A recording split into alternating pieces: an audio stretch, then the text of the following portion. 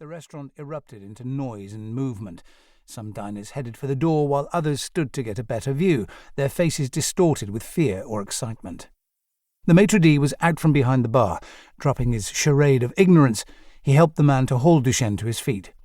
"Apologies all, no harm done, too much to drink. Please return to your seats and I'll refill your glasses. On the house!" Were his head not spinning, Duchene would have been impressed by the speed with which the maitre d' had sought to secure the night's takings. "This way," he said in softer tones to the man with the gun, gesturing with his head towards the kitchen door. As Duchene was dragged into the kitchen, a ruddy cook shouted, "Trouble?" without looking up from the fillet he was searing. "I have it under control," the maitre d' snapped. Duchene tore an arm free and grabbed for a pan. The maitre d' shrieked and recoiled, but the blow never landed. One of the men behind Duchene bludgeoned the back of his arm with a heavy kosh, and a new pain raced through his bones. The pan clattered onto the floor.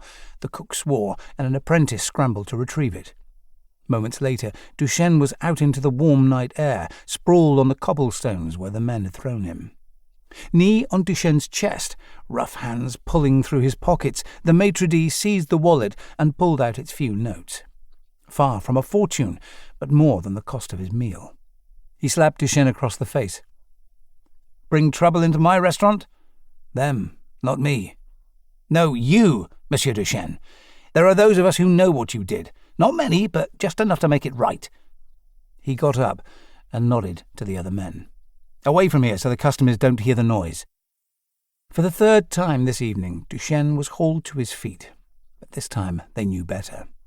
Following the initiative of the maitre d', they patted him down, removed the knife from his boot, and tied his hands with his own belt. Then they marched him deeper into the darkness, away from the lights of Boulevard de Clichy and its dance halls and cabarets. The adrenaline spike had been replaced by a growing chill through his hands and his face.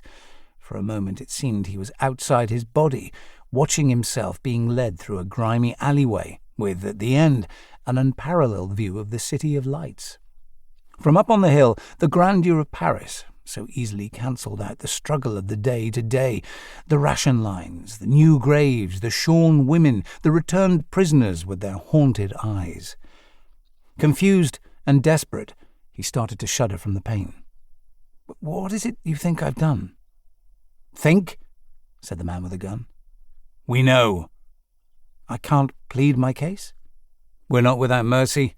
Pleading won't make this quick." "Good to know you have my best interests in mind." This was no justice. It was gossip and rumour dressed up as evidence. Likely they had done things to survive, and had compromised themselves. His fear was becoming anger, and this was a good thing. Anger could be a weapon. "Your wife," Duchene said. The man stopped for a moment. "Your wife, she left you while you were fighting for France?" "What?" He had to get him talking, distract him, find an opportunity. "The pistol you're holding, it's a free French service revolver, supplied by the Americans. You were in England with de Gaulle. You fought to liberate France after Normandy." "So?" "The pale stripe on your finger, you used to wear a wedding band. You don't anymore." "She could have died." "Perhaps, but then you'd probably still wear it, in her memory." "Shut up. Want me to shoot you here?" The man raised his voice. A moment later, a light in a ground-floor apartment went on. Duchene stopped walking. "You know this isn't the same. Killing unarmed Frenchmen isn't the same as killing Nazis." "You're a collaborator." "Are you sure? Why not round up the maitre d'? He would have served German soldiers as they strolled around the boot. He made money from them, fed them, and chose not to poison the first one who crossed his door." "That's different." "It's complicated.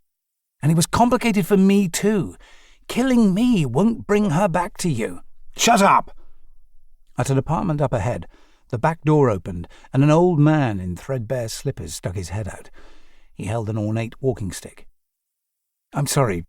She shouldn't have treated you that way," Duchene continued. "Quiet!" Duchene could feel the blood on his face, sticky now. The old man looked them up and down. "Go back inside," said the gunman. "You need to go back inside." The old man's grip on the